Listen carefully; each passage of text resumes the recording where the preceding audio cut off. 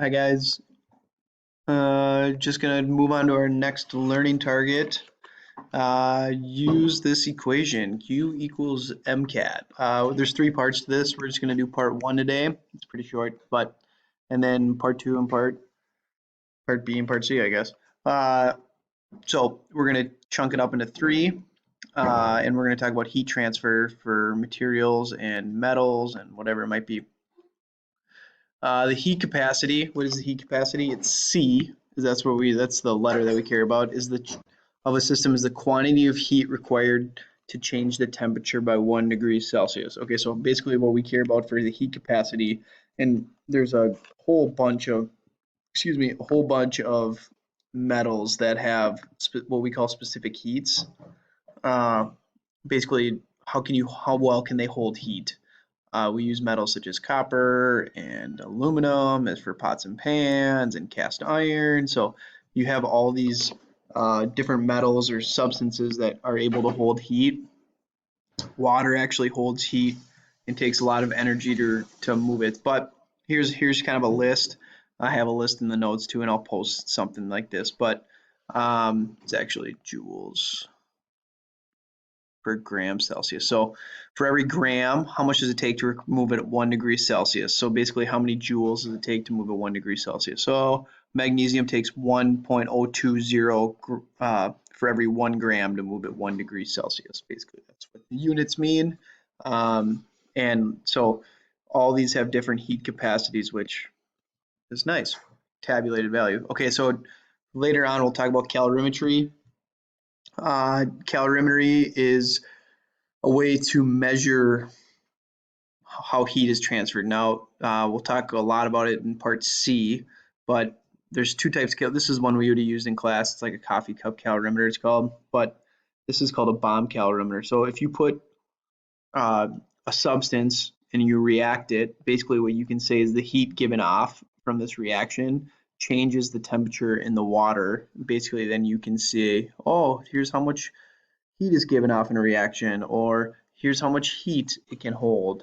Um, for example, if you heat uh, a piece of iron and you dip it in water, well, you know what's going to happen. The temperature's going to raise the temperature. Well, how much heat is given off to the water is you can track it with a thermometer. Um, we'll talk about this Q loss, Q gained thing later on, but for now we just care about this. So here's what a calorimetry is. We know what Q is. Jeez Louise. We know what Q is. We know Q is heat. Sorry, get rid of this. We know Q is heat. Okay, M is mass. Specific heat is C, so you'll always look that up, and delta T is the change in temperature. Uh, we talk about specific heats in calories, which we all know what calories are. They're on food labels. We use calories, but we use joules a lot in chemistry. So 4.184 joules is 1 calorie. Um, so basically, if you had one calorie, it would take 1 calorie of energy to raise 1 gram, 1 degree Celsius of water.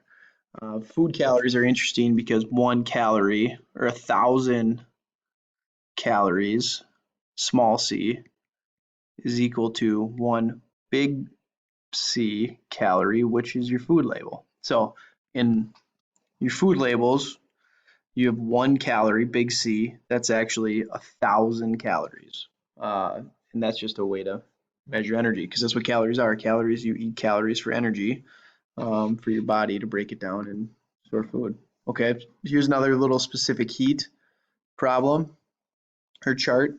Joules per gram Celsius. There's a lot of different charts out there that give you different units. Just always make sure you're in joules, grams, Celsius to help you out.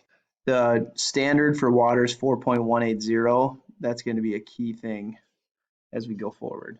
All right, so here's an example problem. Q is equal to M cat.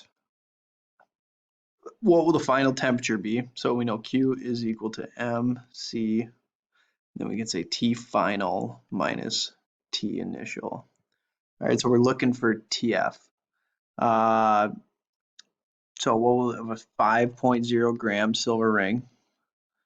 We got to look it up,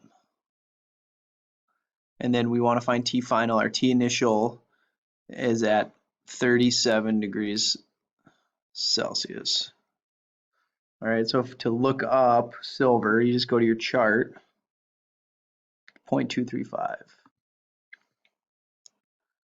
0.235. All right, so times, and then we can say that it gives off 25 joules. So we're going to say it's negative, gives off 25.0 joules. All right, that should give us a positive answer. We'll find out. Alrighty.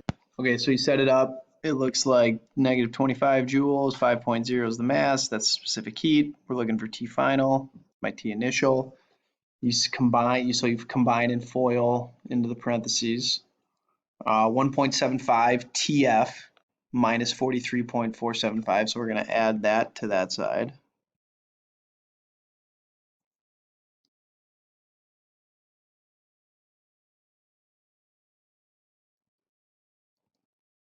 And then, so plus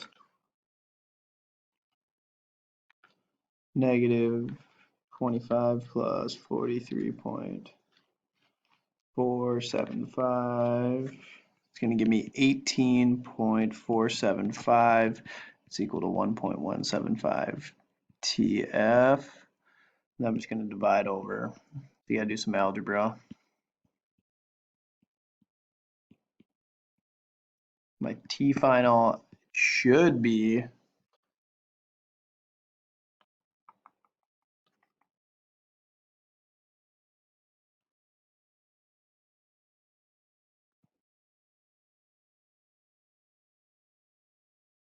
T final divided by 18.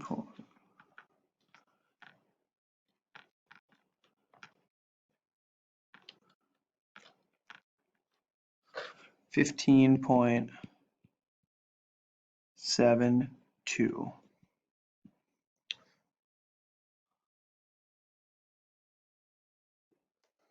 So there you have it. That's how you do a problem there.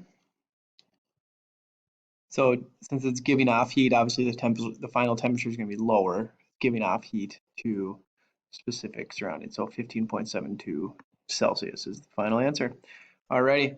How much heat in joules and in kilojoules does it take to raise the temperature of 225 grams of water from 25 to 4? Okay, so now we want to figure out, hey, how much heat do I have to add to raise, so it's MCAT, remember. So Q is equal to 225 times C, which is 4.184. And then to go from, so my final is 100 minus 25. All right, where did I find that 4.184? You just look that up of water, and it's always 4. So that's how you set that one up. 225 times 4.184 times 75. And we will need 706 point, or excuse me, 70,005 joules of energy to heat that water up. Okay, so that's kind of the gist of MCAT.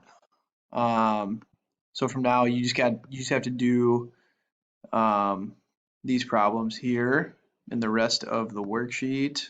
I think it says questions 1 through 8, which is just plugging and chugging on your worksheet, the first page, part A. So let me know if you guys got any questions. Pretty straightforward. Have a great long weekend.